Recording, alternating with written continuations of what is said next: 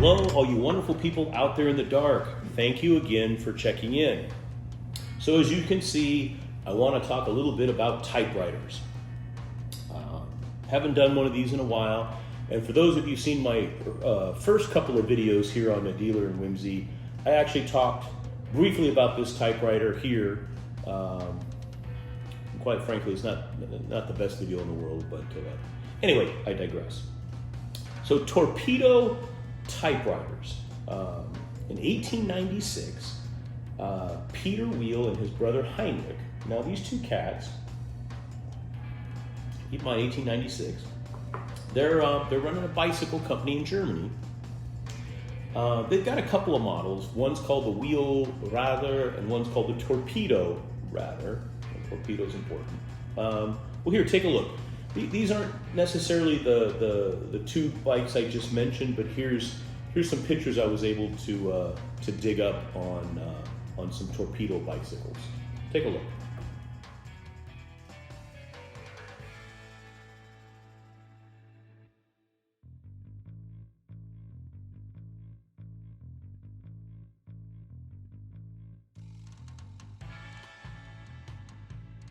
Kind of cool, right? So anyway, these cats are making bicycles, and apparently they're pretty good at it, and they're quite popular. Well, in 1907, they're going to expand into typewriters, and the first couple of typewriters they make, it's shocker, Model 1s and 2, but what they basically did was they took over this cat named Johann Volker Company, and he was making Hasia typewriters in Germany, and they were quite good typewriters. Like most things the Germans make, you know, even their pots and pans are nice, quite frankly. Their food's crappy, but they make most of what they make manufacturing-wise is quite lovely. From the very beginning, Torpedo basically exported under the name Regent, basically selling their chassis and stuff to other typewriter manufacturers under the name Regent, but that's a name that would pop up again in about 30 years as they got into portables. And one of their most popular portables, since we're on the subject, was actually the Bluebird. You may be familiar with Bluebird typewriters. They look very similar to this. Matter of fact, here, take a look. Here's a couple pictures of Bluebirds.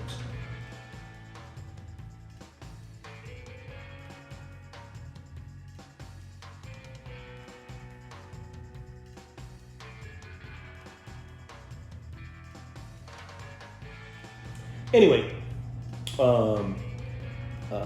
you know, they're knocking around and making their typewriters in Germany and bicycles, and everything's just great. And as usual, with the things that happen, like Underwood and Royal previously did in Germany, Remington Rand came in and they took over the Torpedo typewriters, that portion of Peter and Heinrich's business, in 1931. Now, a funny side note, for an American company like Remington Rand, you know, they took over Torpedo, but in 1931, these cats were selling typewriters to the Third Reich. Literally thousands of typewriters were specially fitted with the double runes, you know, the SS symbol, the double lightning bolts for the SS officers. They didn't have any problems doing that for years. As a matter of fact, here, take a look. Here's a couple of pictures.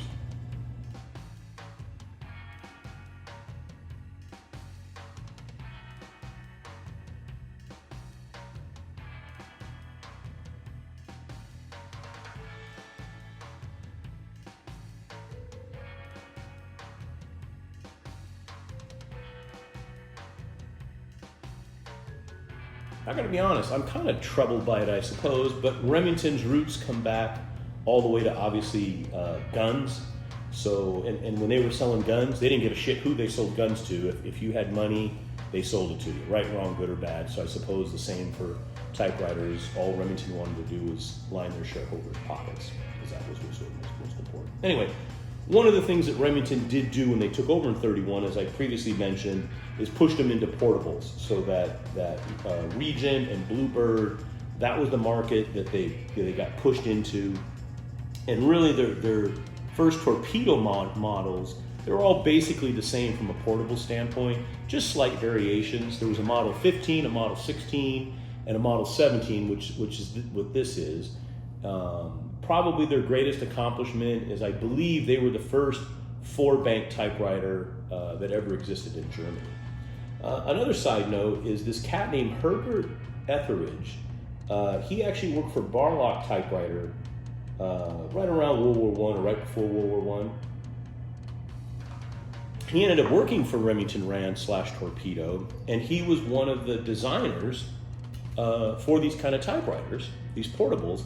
And he ended up, eventually he landed at Imperial, and it was in the late 80s that Remington actually started selling the, I don't want to call it the mold, but basically the parts and stuff for Imperial to make portables.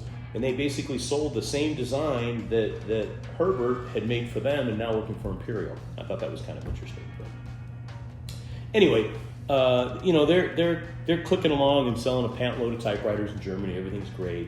Of course, World War II happens, and in 1944, the Allies, bombed the crap out of Frankfurt and most of Germany, and end up, I don't want to say they destroyed the plant, but they destroyed 80-90% of Torpedo's manufacturing capabilities. Well, the war, of course, ends, 1945, and by 1947, Torpedo is back, they've rebuilt, they're doing what they do, and in 1955, their Solitaire actually won a typewriter competition as being one of the best typewriters in the world, I think from a typing standpoint, for speed and agility and smoothness, which is kind of cool. And again, like this is a tank. This is like the Death Star of typewriters. The Germans, again, it's just unbelievably how heavy this particular typewriter is. Anyway, 1955 they win that. By 1958, Torpedo, they're probably selling about 1 million typewriters a year or so. In 1960, they're doing their first electric typewriter. Unfortunately, as with most typewriter companies, as we get into the late 60s, mid to late 60s and into the 70s, we're getting into plastics, things are getting incredibly cheap. We're less interested in building robust machines that last for generations, due in no small part to, quite frankly, the computers and things of that nature are starting to pop up and exist, and things are obviously changing.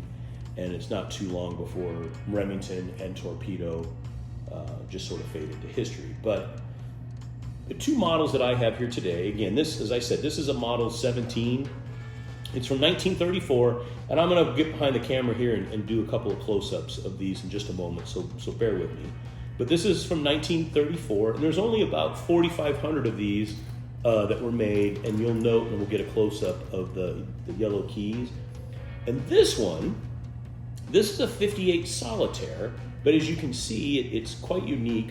It's a cutaway typewriter. Now, what I don't know is, one, this was either the most meticulously cannibalized typewriter in history, which obviously isn't true, or this was clearly built for one of several reasons.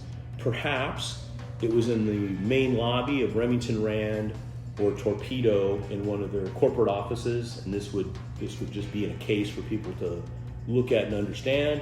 Or maybe it was on their manufacturing floor, used as a teaching tool, or perhaps it was even donated to a museum or something along those lines.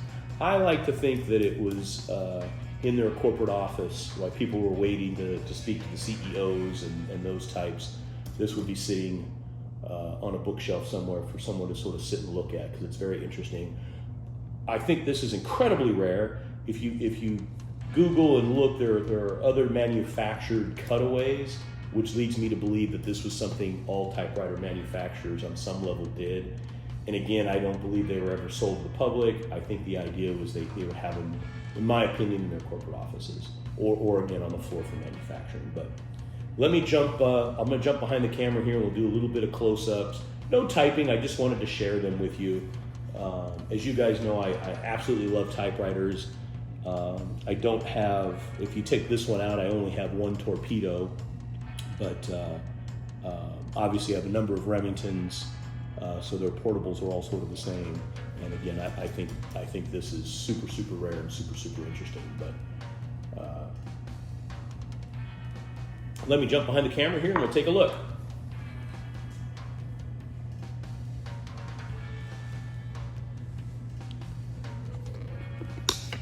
Okay, so first up, again, as you can see, what I'm calling a cutaway. There's the Solitaire name, and if you can imagine, there would be a faceplate here, and that name Solitaire would exist right there. And you can see they've removed a number of the keys. Everything works. It's just been cut away. Here's your spool for left and right. You can see the missing keys. We've even got a cutaway of the actual ribbon spool. They've cut down platen just to show everybody how it works. Just overall, just very interesting. And again, I think quite rare. Let me kind of show you the side here.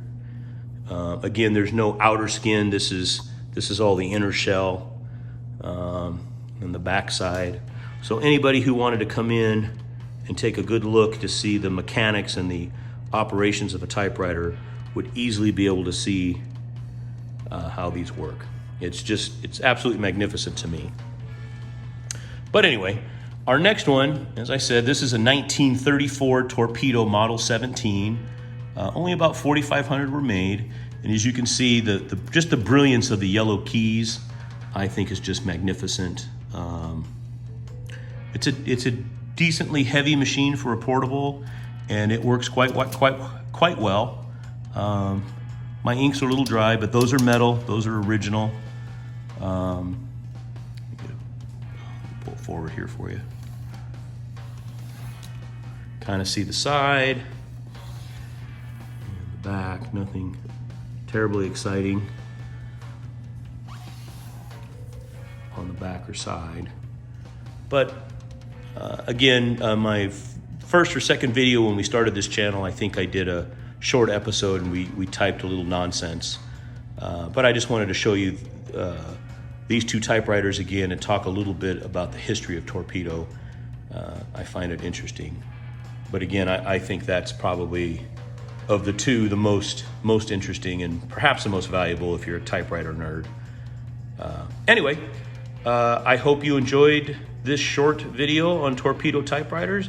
And as you know, in this world, when you could be anything you want, you be kind, you be humble, you be forgiving, and you be melting snow. Bye-bye, everybody.